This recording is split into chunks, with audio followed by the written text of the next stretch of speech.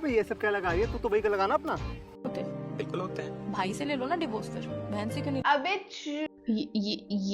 ये सब इतना साफ घबराहट हो रही है। अरे बैठ ना मिशा, इतने इतने सफेद सोफे पर कौन बैठ। मेरी मम्मी बहुत ख्याल रखती है अपने अलावा सबका। मैंने अपने बर्थडे पे केक मंगाया, डिलीवरी पार्टनर ने। सुनकर दुख भी हुआ पर मन में एक सवाल भी आया कि हमारी जिंदगी की कीमत इतनी कम है कि इसे चंद फॉलोअर्स के लिए खत्म कर दें। लाइक, कमेंट, फॉलो, शेयर की इस दुनिया में हम अक्सर ये भूल जाते हैं कि मोबाइल की 6 इंच की स्क्रीन के आगे बाहर भी दुनिया है, जीती जागती, आपके परिवार से भरी, दोस्तों से भरी, जो आपको आपके फॉलोअर्स के लिए नहीं बल्कि आपको एज अ पर्सन महत्व देते हैं।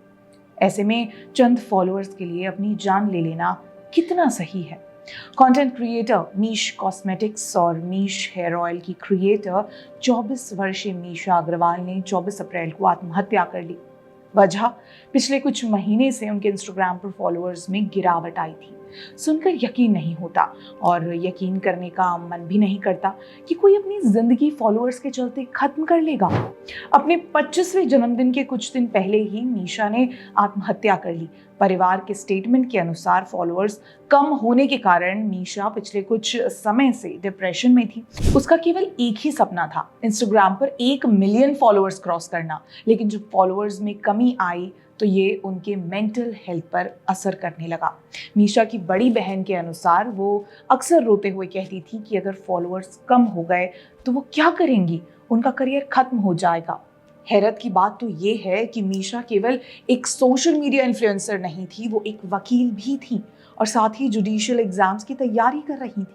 ऐसे में सवाल ये है कि क्या आज का युवा सोशल मीडिया की चकाचौंध में इतना डूब गया है कि उसे लाइक्स के आगे कुछ नहीं दिखता। साथ ही चिंता का विषय तो ये भी है कि आज युवा पीढ़ी की मेंटल हेल्थ इतनी कमजोर है कि वो इतने ड्रास्टिक कदम उठा लेते हैं, वो भी इसलिए कि उन्हें सोशल मीडिया पर वो वैलिडेशन नहीं मिला जो उन्हें चाहिए था। अपनी पहचान एक जज के तौर पर भी बना सकती थी, लेकिन सोशल मीडिया कल्चर में व्यक्ति का सेल्फ वर्थ और पहचान केवल उनके फॉलोअर्स की गिनती से जुड़ गया है। हमने ऐसे कितने केस देखे हैं जिसमें रील्स बनाने के चक्कर में लोग अक्सर अपनी जान गंवा देते हैं। मुंबई की एक ट्रैवल इन्फ्लुएंसर आनवी कामदार को ही ले लीजिए। 2024 में महाराष्ट्र के रायगढ़ में कुंभे वाटरफॉल में रील बनाने के चक्कर में खाई में गिरकर मौत हो गई थी। सोशल मीडिया पर हम किसी भी रील के नीचे अक्सर कमेंट कर देते हैं, बिना कुछ सोचे समझे किसी को ट्रोल करते हैं। हमारे एंकर्स को भी इतनी गालियां पड़ती हैं। ऐसे में अक्सर स्क्रीन के पीछे बैठे इंसान को कुछ फर्क तो नहीं पड़ता, लेकिन जो स्क्रीन पर है उसकी मेंटल हेल्थ पर असर जरूर पड़ता है। तो इसके लिए क्या किया जाए? सबसे पहले तो सोशल मीडिया एजुकेशन की ज़रूरत है।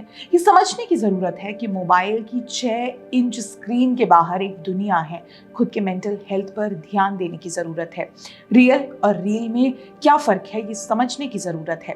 और अगर ये सब ओवरवेलमिंग लगे तो प्रोफेशनल हेल्प लेने की ज़रूरत है। इस स्टिग्मा से बाहर निकलना ही होगा कि थेरेपिस्ट के पास नहीं जाना है।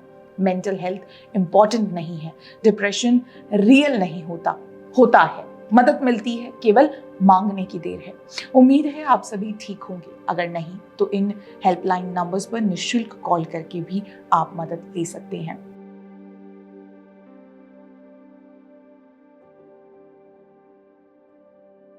अगर आपको हमारा वीडियो पसंद आए तो इसको लाइक, कमेंट और शेयर करना ना भूलें।